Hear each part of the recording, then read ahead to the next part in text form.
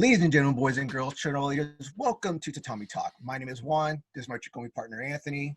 This is a judo podcast for judo players by two judo players. So, Anthony, you want to tell the world what you've been up to lately? Yeah, I got my knee surgery finally this Tuesday, which is why the audio quality of my sound a little different because I couldn't lug around the equipment. So I'm using my gaming headsets. So on the good side is it kind of blocks out the AC that I had running in the background because the painkillers I'm taking is making me sweat a lot. Okay. So I can't tell if I'm having withdrawal symptoms already, but Are you just cutting weight? Is that what you're trying to do? Yeah, that's it. That's totally it. I actually gained a lot of weight during this whole thing, so it's good that I'm losing weight now. So I can imagine we're all not working out as much as we used to right now. Well, I was trying to gain weight, so it was good, but I'm losing all my muscle mass again. Yeah, I know. I'm very happy to get your knee surgery already. I'm sorry, I'm a little selfish about that because I want you on the mat so I can throw you around and show people stuff on you. Well, it's a good time to recover. So I wanted to move it up, but COVID kind of pushed everything back. So yeah. This works out. All right. Well, today's subject we're going to talk about is training on your own and mostly just training when you watch videos. So a lot of people watch videos online. They'll watch stuff on YouTube, stuff on Instagram, and they'll be like, I want to try that. I see that. That looks really cool. I want to try it. And when people try it, sometimes they're not doing it correctly because, in my opinion, if you want to learn stuff online or learn stuff off YouTube or off Instagram, you got to be at a certain level. You got to be at a decent orange belt, almost a green belt, I think, to be able to watch something online and then be able to dissect it and then try it out the dojo or at home or wherever you want to try it out at. See, I kind of have firsthand experience with that. Is I actually forgot where I was who I was talking about this with. I think it might be on Reddit. But when I was a white belt, our classes were only like twice a week or something like that, and I just wanted to learn more on the side, so I just went online, looked at YouTube videos. But it's kind of the example I like to use is it's like trying to learn Japanese through watching like Japanese dramas, or like you're just watching anime and dramas, or learning a foreign language by like watching like a foreign language show when you don't even know the alphabet yet, right? So it's kind of hard to know what understand what you're watching, and you might misunderstand it. Like maybe the stuff that they're saying are actually slang or colloquial terms, or maybe they're a different dialect. Like maybe you're learning Cantonese the whole time and not actually Mandarin Chinese, for example, right? Yeah. So it's important. It's important, like you said, it's important that you have a good basics of judo and understand mechanics, so that when you see something, you should be able to at least say, okay, that's dangerous and that's not dangerous, and that works and that doesn't work. But for me, one of the biggest things was ukigoshi and ogoshi, the two hip throws. I could not, for the life of me, tell the difference. As a white belt, I couldn't tell the difference. Then I went to my sensei, I showed him the video, I was like, what is the difference? And he tried to explain it, and I still don't understand it. Like, he showed it to me, and I still don't understand it. But then he threw me with it, like, actually feeling the difference between the two throws. That's when you're like, oh, okay, that now I kind of can see the difference. And I went back and looked at the video, and I started seeing those subtle differences that I didn't notice before. So that's how I feel. So that number one thing is obviously safety, right? You don't want to try stuff out that's not safe. The funny thing is, this is the thing that I came up with. I started saying a lot lately, is that a lot of people see what I call John Wick throws on YouTube, like these really fancy, intricate throws that look great on film, look great in a stunt, but an actual judo match or a grappling match at all, like they're not going to work all the time. Like they have very low probabilities of actually working. So people see that throw and it's like, wow, that looks really cool. I want to try that. And they ask me, hey, Sensei Juan, how's this throw work? I'm like, oh, someone was watching YouTube. Someone was on Instagram today. Like they asked me, and I try to tell them, like, it's possible, but it's not 100%. It's very low probability. Some people I teach it, I'll teach it to them, but sometimes they get it, sometimes they don't. Well, the thing is, some people see it and they're like, oh, that looks like it's doable, but they don't think about like how the grip works, right? The throw is possible, but how the grip works. And even if the grip works, how would you get to that grip in the first place? Like, why would your opponent let you get to that grip? Or if your opponent's so bad that they let you get that grip, why don't you just get like a more powerful grip that's harder to get in the first place? So everything looks good with a partner. When a partner's letting me throw them, my hardest or my most fanciest throw, of course it's gonna look great on YouTube. Of course it's gonna look great on Instagram. But it's called clickbait, right? That's one part. That's one part, when you have someone that's gonna help you out and make you look good. Mm-hmm. But another thing is when you do watch stuff on YouTube, like with videos that even I put up videos on Instagram. And when I put up videos on Instagram of like how to work out by yourself or how to work out with a duffel bag, that's one thing I like to do. And I demonstrate that on my own Instagram account, is that I don't demonstrate it to the lowest denominator. Mm-hmm. I kind of expect people to have a basic knowledge, like I said, like about a orange belt or green belt, that can understand what I'm talking about. I don't have time to explain every step. I'm coming in for Ippon Seonagi. 1, 2, turn over, get them on your back, make sure your hips are down. I'm demonstrating like a little quick thing that, here, this is what you do to do Ippon Seonagi with a duffel bag. And if you're a white belt and you watch my videos and you watch it and you look at it, it's like, okay, I can do that. You might get bad form. You might develop bad technique and bad habits. And I understand that, but it's because I'm at a certain level and I expect other people to be at that level when they watch my videos. And if you're not, you're just like lugging around a bag. It may feel good, but you might not be doing it correctly, or you might end up hurting yourself. That's true for all martial arts. I don't think it's just judo, but judo, you can't really slow down a throw. So that's like it's more true for judo, right? But I think one thing on YouTube videos that I see very often, because I subscribe to a bunch of content creators. Like I have the Grappler's Guide. I just bought the Striker's Guide, which is kind of the same thing. But they show how to do things correctly. Yeah. But a lot of them don't spend the time to show common mistakes and incorrect ways of doing things. Because when we do uchikomi, for example, very rarely do you do like 100 reps of something. Even as an experienced person, very rarely do you do 100 reps of something, and like over 90% of those 100 reps are perfect, right? Yeah, or exactly the same. Or exactly the same. So you're always striving for perfection, and every single rep I'm thinking, was my leg in the right position? Were my arm movements right? Was the kazushi right? Was this right? But it's like sharpening a sword. You're just constantly working on it, grinding at it. But you have to be able to notice those mistakes in the first place. And I feel like a lot of these videos, what they're lacking is showing the like, oh, notice this thing I just did it wrong, and this is what you have to look out for when you practice this. Like almost none of those videos have that. Well, and you actually see it too. When you look at some of these videos and they grab the guy and they throw them, and they'll do little things that they don't notice that they do themselves. Like with me, when I do taitoshi or something, I like to get my elbow underneath the armpit. And sometimes I don't say that when I do it. And some people think, oh, I'm putting my elbow across her chest or something. And I don't. It's right underneath the armpit when I push somebody over.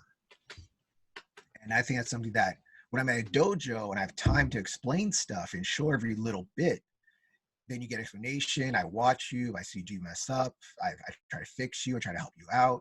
Where at the video, you just see them do it a couple times, talk about it a little bit, and then you're supposed to do it on your own. And you might have a partner that also does judo or grappling and can help you out. Or sometimes you just have a girlfriend or buddy or wife or whatever, a duffel bag, and you're just trying to make it work. So I think it's great if you want to learn from watching YouTube, watching Instagram. I think it's great if you have a certain level. You know, that's just my thing with it. You have to understand what the techniques are and how to demonstrate them. Well, not demonstrate, but you have to understand how to do them and be able to dissect it once you watch everything. Yeah. So another good example is, I mean, you like to make fun of my uchimata all the time and call it a hanegoshi, right? I'm not making fun. I'm just saying what I see. I'm just telling you what I see. When I was learning uchimata, I was watching I've probably seen every single uchimata video in all languages that are available out there on YouTube, right? And what always confused me would be they would show the uchikomi of how to do uchimata, and then you go and look at their competition clip and they do it like completely differently. Totally different, yeah. Totally different. So that's something that's confusing too, because they're telling these beginners to practice it this way, but then in reality you don't do it that way. Then for the longest time I was like, why can I not do it in randori? Like I just can't. I just can't. I've been training this like a billion times and I can't do it. then I start looking at other videos and other mechanics and other ways of doing Uchimata. And for my travels, I was asking different people how to do it, and you start piecing all these things together, and you're like, oh, that's why he's doing it that way in a competition, because you got to break the posture, and also if you're too tall, then you can't really do the hip version. You have to do the leg version, and your opponent's much shorter than you, and all these other things start putting together. And so I feel like that's something that they need to explain too, is like, we're practicing it this way because you learn mechanics, but this is not how you would do it in randori or in real life, right? Well, the funny thing is that when you show me your videos, you always show me the Japanese style. And it is true, like when you watch a lot of the Japanese competitors do uchikomis or like do demonstrations, they are doing like the very traditional outside the leg style, but not super low like you're doing it. You're doing it way too low. And you put your leg out, which is hanagoshi. So they show it. They show it. I know you disagree. So the way they show it, they're doing like the harder, more like traditional way. Where if you do it a competition style, you're going straight up the middle or going to the inner leg more. But if you watch from competition, they're doing it that way. But if you see their demonstrationals, they're like, here's how you do uchimata. And they show it that way. And then like you see it, you get stuck in there. And then you come to class and we see you doing it. It's like, nah, man, that's not going to work. That's almost hanagoshi. So a lot of people define hanagoshi as bending the leg and sweeping, hitting the inner leg.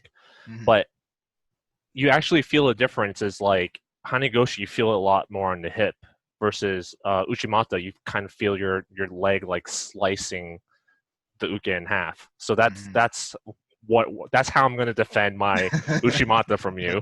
But that's fine. You defend all you want. But my other theory on why they demonstrate it that way, but it looks different in competition, is that they train to aim for the far leg. What's the close leg? Whatever, the leg on the inside, right?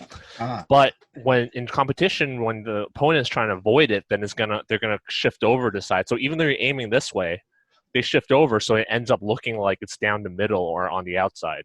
Yeah, so that's my theory on that. But well, that's a good thing, because you like that throw, so you look up demonstrations of it. You look on YouTube and Instagram and other websites and stuff on how to do uchimata, because you know it and you like it. And I think that's when it works, when you look up stuff that you're already good at.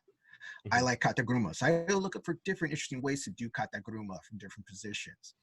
Especially now, since I can't do traditional grabbing the leg katagurumas, I have to look for different ways of getting like a cross grip on the guy, coming underneath their armpits to do a kataguruma, or spinning all the way. Like I've seen a really interesting one. The guy spins all the way out to do kataguruma. It's almost like a reverse seonagi, but it's just different.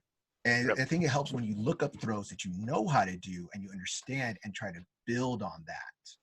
But if you don't know how to do uchimata or kataguruma or haragoshi, I don't think you should be going on YouTube and trying to see these really fancy ways of doing it. You see these very fancy ways of doing it, and then you ask me how to do it that way. You need to get the basics down first. And if you have a good throw, like when you first start out, you're really good at Oto Tsugari, you're really good at Ippon Seonagi. So then that's what the throws that you can go look up and try to find out different ways of doing it, different grips of how to get it. That's when I think going online helps you out. Yeah, especially on YouTube videos. Not most of them, but a lot of them are seminars, right? And those seminars are always like how the person does it, his style. Their style, yes. It's not necessarily the one that teaches the basics and mechanics, or the one that might work for you. So you just going straight up, not knowing the throw to trying to emulate it is a bit silly, I think. Yeah. So that's not necessarily always the best thing to go for a YouTube video, to learn the very basics of a throw. And so, like, to me, you got to get some mat time in. You have to go inside of a dojo. You have to go inside of a gym. Someone that knows how to do throws, that knows how to do judo, to learn judo throws. One of the things that I get sometimes when I go to other gyms to practice and train is they'll be like, "Oh yeah, Juan, you're a black belt in judo, right?" I was like, "Yeah." Hey, I'll see. I've been watching how to do haragoshi. They always want to learn haragoshi. MMA gyms always want to learn haragoshi. I'm watching how to do haragoshi on this YouTube video. Am I doing it right? And one thing that haragoshi is a great throw. I love it. It's actually one of my favorite throws to do. But everyone always goes too high. And because in demonstrations, they always demonstrate hooking the leg right at the knee joint, or hooking it right at the knee. If you know what I'm talking about, like you judo player, you should understand. Yeah.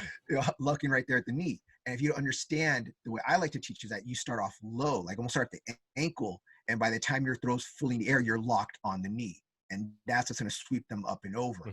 But if you only see in judo videos on YouTube that they hit the knee, they go right underneath the knee, and then you go there and try it because you've never done it before, you're not going to hit it. You're going to touch the knee and then go right up the hip, and you go you're going to go all the way up the hip, almost to the waist, pretty much trying to throw a guy.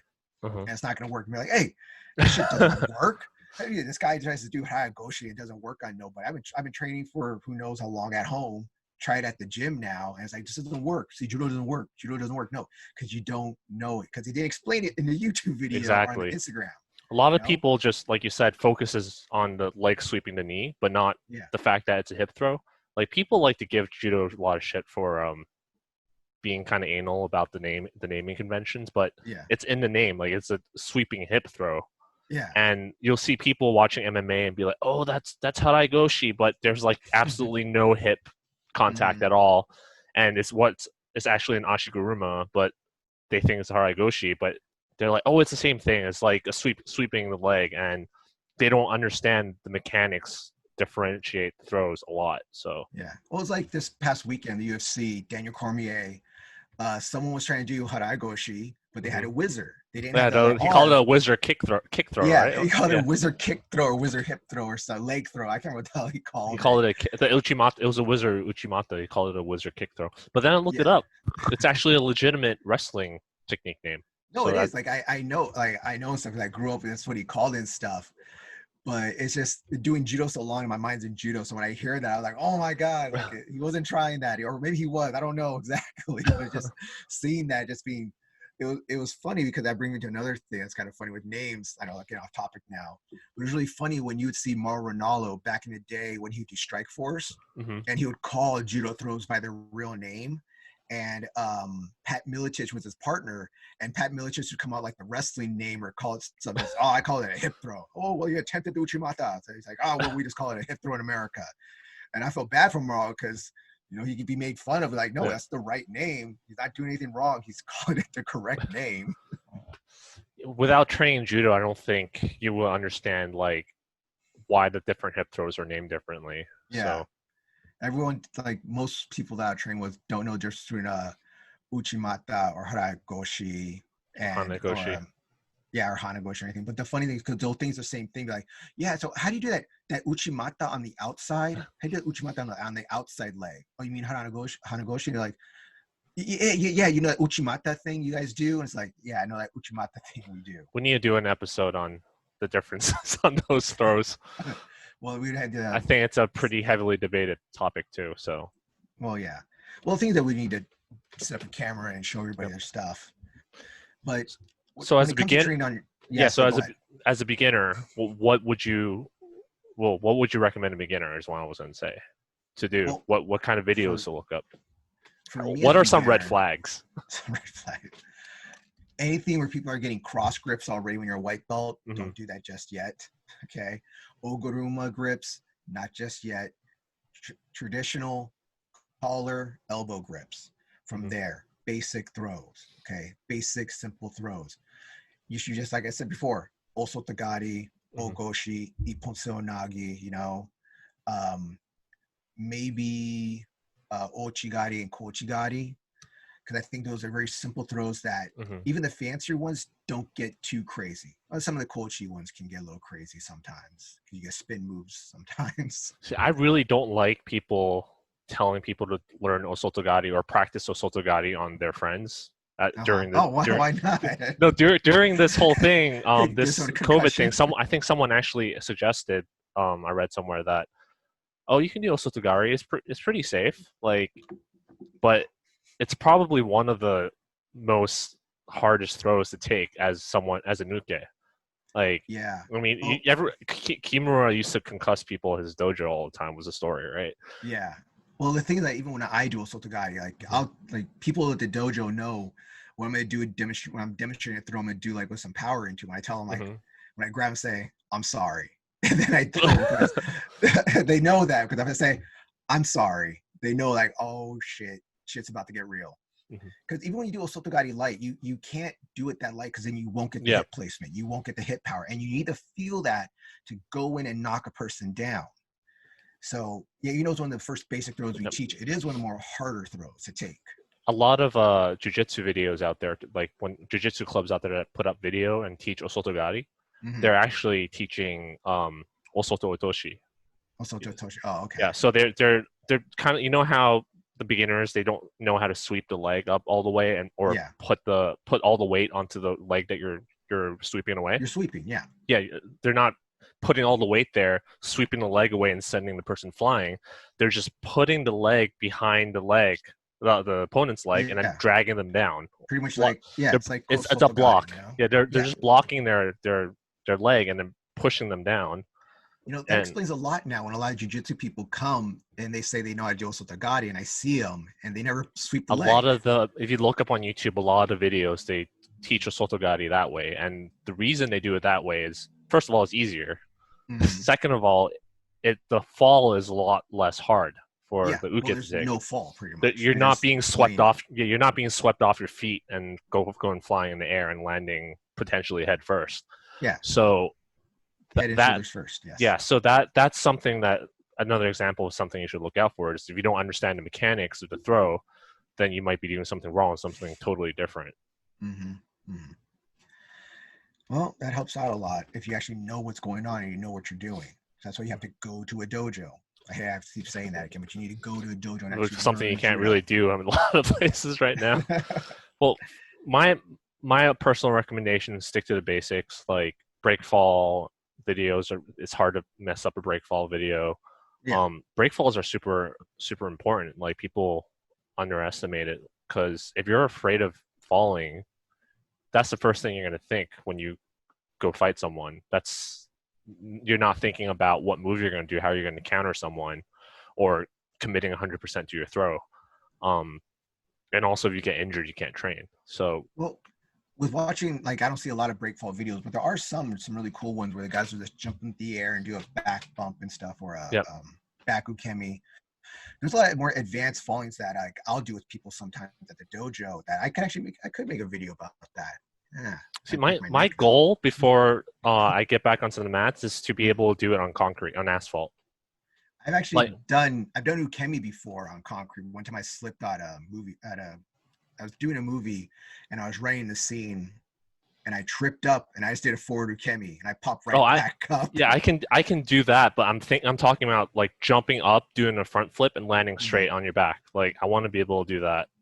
And you want to do this at a grocery store with some wet floor so we can make money off of this? No, I want to do it just so I can feel confident about my ukemi, because I think very few people out there can say that they're so confident with their ukemi skills that they're able to do that, right? With no mats. So you want me to osotogari you at a store also? Just no, that's a little too much.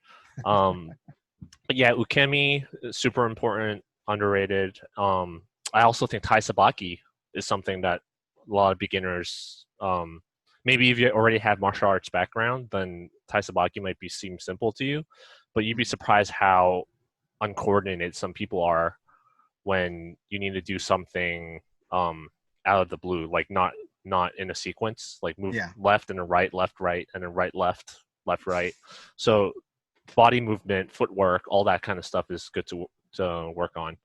But mainly isolating the upper and the lower body's movement, so you don't have to focus on two things at once, because you see a lot of people doing shadow uchikomis and stuff like that, and they'll be like not really focusing on what they're doing wrong on the bottom part, but they're only focusing on their hands and vice versa. So that's my opinion. Well, that's one thing when people see judo on the videos is that they don't see like our bodies moving and our hands. No one focus on the feet movement that much. No focus on the foot placement. And if you don't know how to do what I call like a judo two-step inside, because it's just 2 steps and a turn for most of our throws, and people don't get that.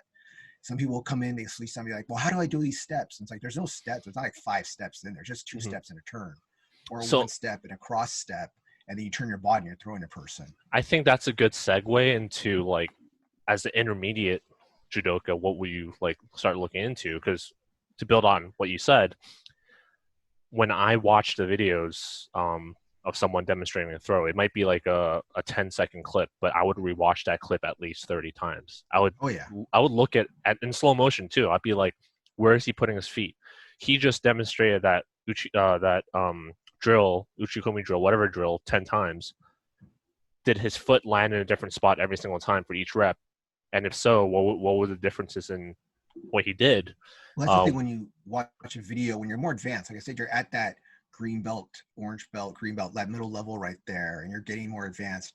You got to start looking at stuff like go from the bottom up. Mm-hmm. So I first watch the move they do, watch what they do exactly. Whatever throw it's going to be, whether it's a John Wick style or Olympic style, whatever's going to work, whatever they're doing. And I look, okay, how do their feet come in? Which steps do they use? Are they cross stepping? Are they turning around? Are they 2 steps in and turning their body? And I work my way up. I watch your feet first, then the hips, the body, then you watch where the hands are placed and how are they moving the body. Are they turning the hips one way, moving the body the opposite direction to come inside? Mm-hmm. So you have to understand this stuff once you get there. You can't just be like, baby's first step is going to be a backflip, okay? And this is why, like we said, you had to be at least semi-experienced, because then you would know he did that thing because your body feels off balance this way when he does this thing. Like sometimes it's just a flick of the wrist like this causes someone to react a certain way, and you wouldn't know that as a beginner. Why we flick the wrist. That's one thing people just think that, oh, it's just like opening up the jacket. Well, why am I opening up the jacket? Am I setting him up for something? Am I pulling him down when I do that? Am I snapping him down so he comes up, his weight's now up on his toes so I can flip him over easier? If you don't know that, you just think like, oh, why's he doing this for? Why's he moving his wrist for? You don't know why. Like, so why is he hopping a little bit? I thought I knew everything about flicking the wrist already, but when I went to Japan to train, this one sensei was giving me shit about not applying pressure with my wrist properly. He's not even talking about flicking. He was just talking about applying subtle pressure that you can't see. Yeah. And I felt the difference when he demonstrated on me, and when he grabbed his hand on my wrist and like showed me how to do it. Yeah. But I for my life cannot replicate it still. So that was when I'm like, oh wow, this is like a whole new. It's kind of like when you first discover different ways of kumigata, like grip fighting. It's like a whole new world to me. Like. Is like when I first started doing judo, and we're going over, go back to Sotogari again. We're going through Sotogari. When you do a Sotogari to somebody, there's this, what I call this little rotation right here when you grab the collar. So when I grab somebody, I do a slight rotation, pulling them down, and I pull the collar up because I'm going to bring that collar now behind their back as I go for a Sotogari. And if you see that in video, all you're going to see is a little bit of, you're just going to see a little bit of body. Like it looks like it's turning, like it's going to look like this. You're not going to see this the whole part, but I'm actually pulling his body down a little bit. So now he's going to reverse himself to get back up. And I'm going to use that to push his body backwards. And I tell it to people when I'm teaching, I'm telling that to you. This is why I'm doing it. It's this little circle motion right here where I'm pulling him down, pulling him over, like push him over right here. When in a video, I may say it, I'm pulling him down here to push him over. You may not get that. You might not understand it, or you may not just gloss it over and be like, whatever. Okay, so he grabs here and he puts him directly over. No, there's little things as I pull the guy down and push him over. But as you get older and as you learn more, and one thing that I don't want to boast or nothing, but I've learned one of my things that I wanted to learn almost all the throws in judo. I can at least demonstrate them, dissect them, explain them, and teach them to people. And I think I've become pretty good at that, because when I was younger, I used to watch the Gokyo all the time at work. If most people don't know, we live in LA, I'm a working actor in LA, so I have time on set to watch judo videos all the time. So when I'm in between sets, I used to watch the Gokyo all the time. I used to watch Neil Adams' Gokyo all the time. So I'd watch in his video, he would demonstrate it, kind of explain a little bit, and then show it in competition, or show how it looked in competition. And from there, be like, oh, that's a very uncommon throw. I want to see how that one works more often. Like you one time asked me how to do Yamarashi, was it? Yamarashi, yeah. Yeah, Yamarashi, you asked me to do it. I asked everyone that question. I was like, oh, I kind of know how to do this throw. I'm not great at it, but I know I know how to dissect it enough to teach people it and what it's supposed to look like, and why they hold the arm up right here, and why we kick out that leg as we come over on the guy, you know? Yep. And that's one thing that I enjoy, is that the more throws you learn and the more ways you learn how to do them, the easier they are to teach, and you're going to get people coming with weird stuff every now and then, you know? I feel like, well, even I think when you get to the advanced level, you should make more videos. Like at this day and age, because that's one way of preserving your style of judo for the next generation. Yeah. And also there might not be someone else who does that technique that you demonstrate the same way that you do ever again, right? Oh yeah, like our sensei Philippe. Yep. You know, I've taken everything he's taught me and stuff and try to do, because I like the way he learned it. And when he learned it, and he learned a lot of these throws when he used to train when he was younger with Tokyo Hamada. So when you think about what Hollywood judo style or what our style is and stuff, you can think about it going from all the way back then. It's not exactly the same anymore, probably from back then to now. But we do a certain style of throws that aren't done that often. Like we do a lot of cross step throws that a lot of dojos and a lot of places don't know or don't use at all. So yeah, I remember I uploaded a video clip of him doing a haraigoshi, and people were like, "Oh, it's a cross step, so it must be ogoruma." And no, it's not. But speaking of videos and stuff, teaching people online, I'm actually planning on maybe next month or so, I'm going to reopen up my YouTube channel, my Real Judo. And with my YouTube channel, what I was teaching before I closed it, when I was doing no-gi judo.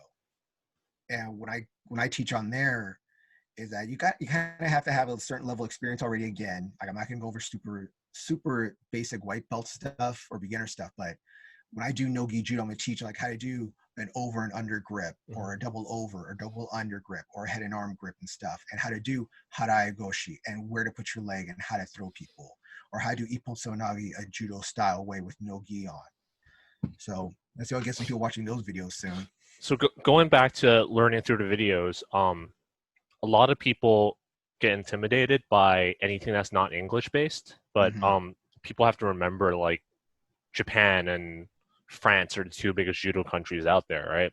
Yeah. So a lot of the good stuff that I've seen are actually in Japanese and French, and knowing some basic French or Japanese, or being able to like, this is why it's good to know all the judo terms in Japanese, right? Because I can find a kanji for uchimata and I'll just type it, put it into YouTube or something, and sort it by most recently uploaded. And you just see a bunch of like videos. So knowing another language, or at least attempting to search up sources from another language, will probably be better than finding something that's made in America. You know, like we don't have that many judokas here. So well, it depends on what kind of judo you want to learn also. Now, if you want to learn traditional or Olympic style judo, you got to go to the countries that have the best players. You got to look up the French players. You got to look at the Japanese players, the Russian players, Korean players and stuff. If you want to watch how to do stuff in competition that works at an Olympic level, at a high level, you have to watch those videos. But if you want to just look at cool John Wick style stuff, there's tons of American YouTubers. Yeah, the people aren't. Yeah, people aren't exactly the most excited to watch the kind of videos I watch, where they break down like the mechanics of all the throws, and it's very time consuming trying to translate something from a language you don't understand to something else. Well, but that goes with where you're getting trained at. You know, this is one thing that I get annoyed at, me personally, because of the way I was taught. You're doing judo, you're doing a Japanese art. Now, all our throws are in Japanese. It gets really annoying to me when I have people visit sometimes, or someone that watches judo and says, "Oh, what can you show me that hip throw?" It's like, okay, he's talking about ogoshi. Yeah, okay, let's do that one. Or can you show me that shoulder throw? It's like, it's ippon sonagi. Call it ippon sonagi. Or a lot of people say that leg throw. Can you show me that leg throw? Uchimata or haraigoshi, whichever one. When you're taught judo at a dojo, you should be taught the proper names and know their names. And the worst is when people have been doing judo for a long time and don't know their names. One of the funniest stories about people not knowing names is that I was at a coaching clinic, and this coach was talking about his favorite technique is ochi kochigari. And he kept saying, yeah, so, I like teaching ochi kochigari. I like doing ochi kochigari. I was like, and even the guy that was doing the class, like, so which one do you like more, ochi or kochigari? He's like, I like doing ochi kochigari.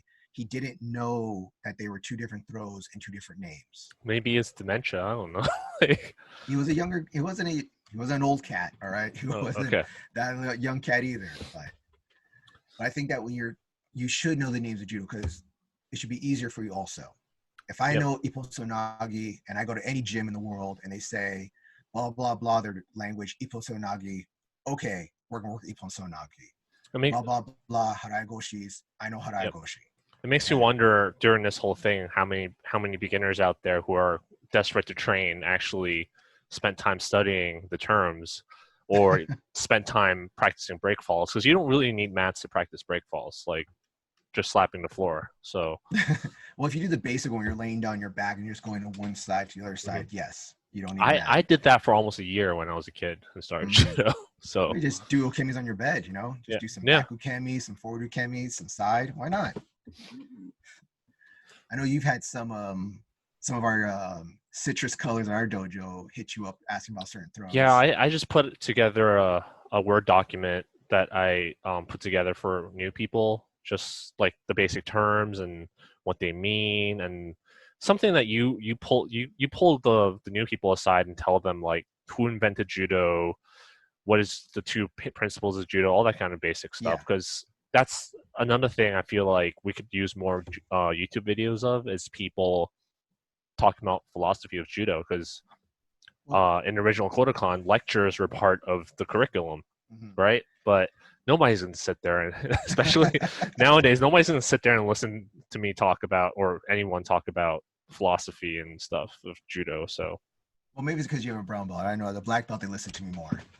But that's what I always do with all white belts. After either their first or second class, usually their second class, I'll pull the white belt aside and I'll put them in seiza, and I'll explain to them everything about judo. I'll explain why we sit down, what mokuso yame means, why we line up this way, why we sit this way. That's a one-time thing, though. I'm talking about regular, like, discussions on judo and Q&A sessions, right? What is the philosophy on uchimata? Well, how many people actually understand what mutual benefit, like the deeper meaning in mutual benefit is, right? You walk away, I walk away.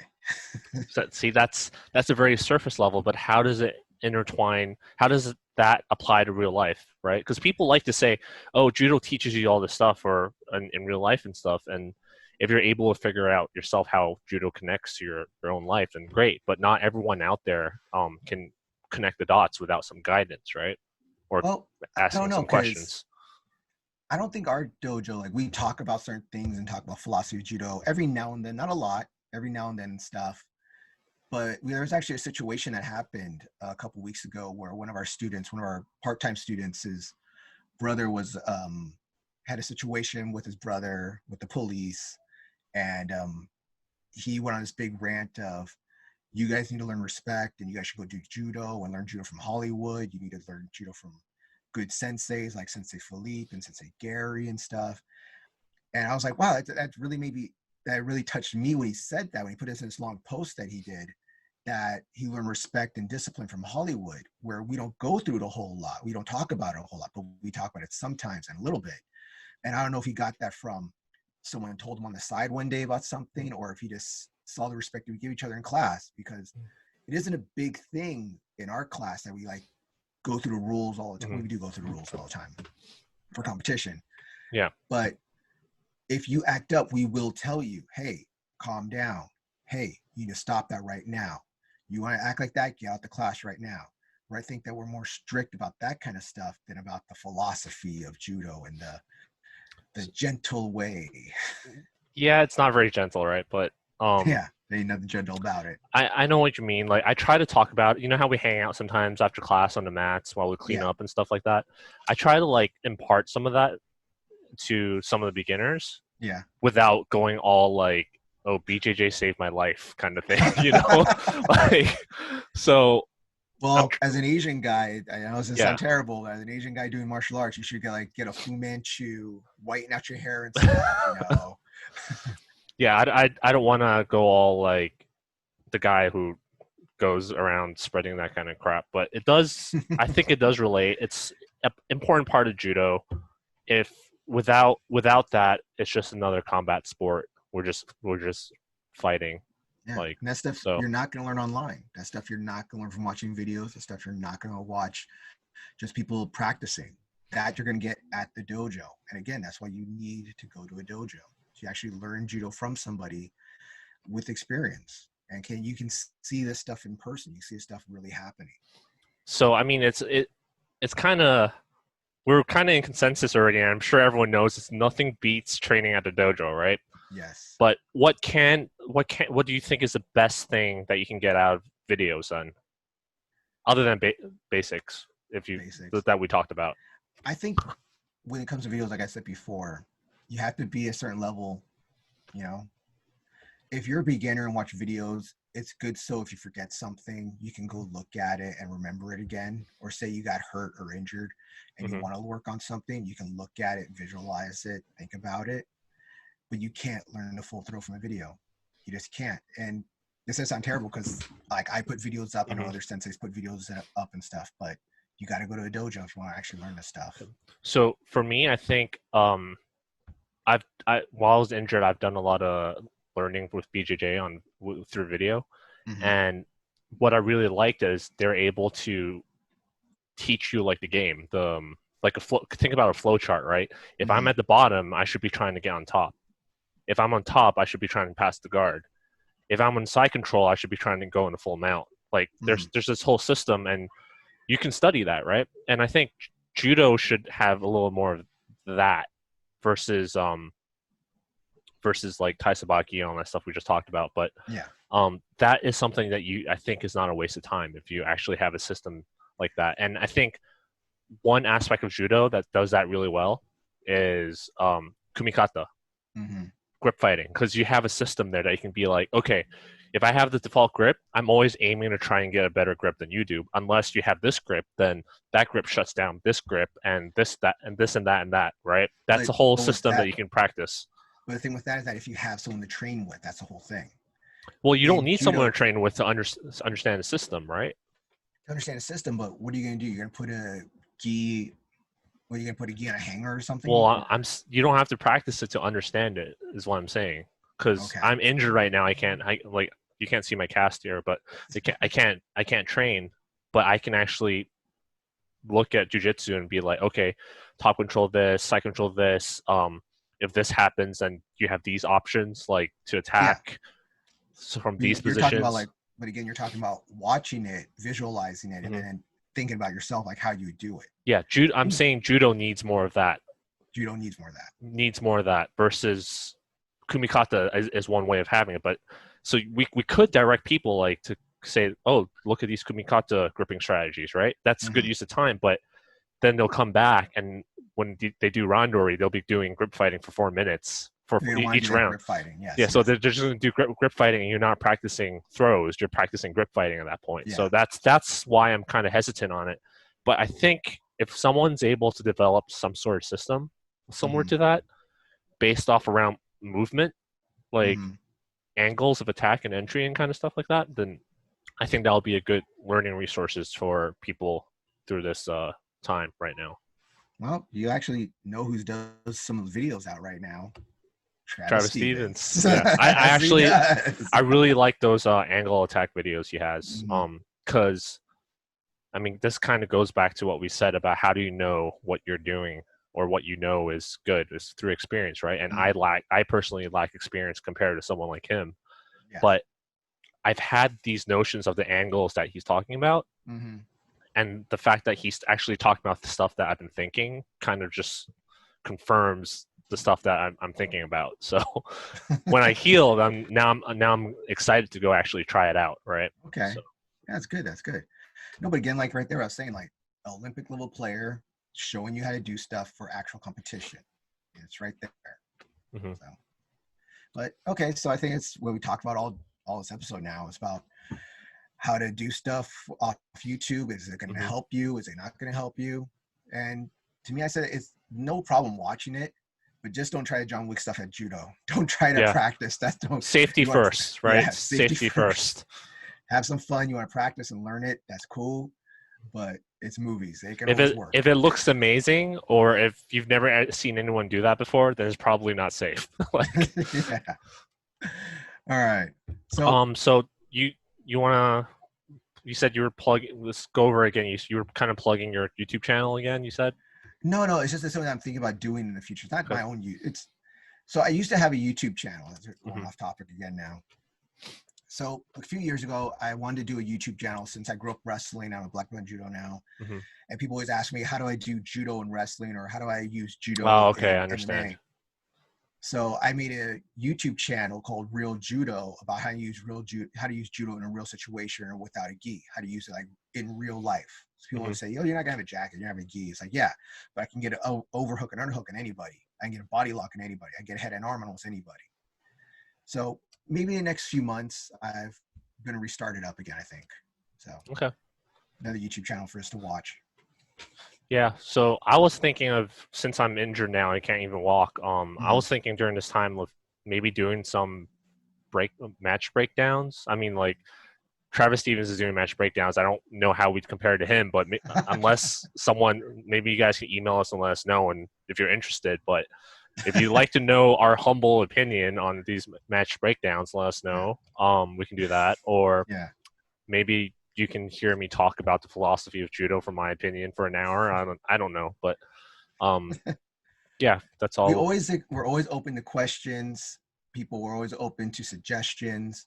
So like I said, you always hit us up on our own Instagram accounts. You can hit us up on our YouTube account. Please like, share, and subscribe to that as well. And like I said, maybe one day we'll do a whole episode on just Q&A. Just send some questions, and we'll go out and try to answer the best as we can. Okay. I think that's it, right?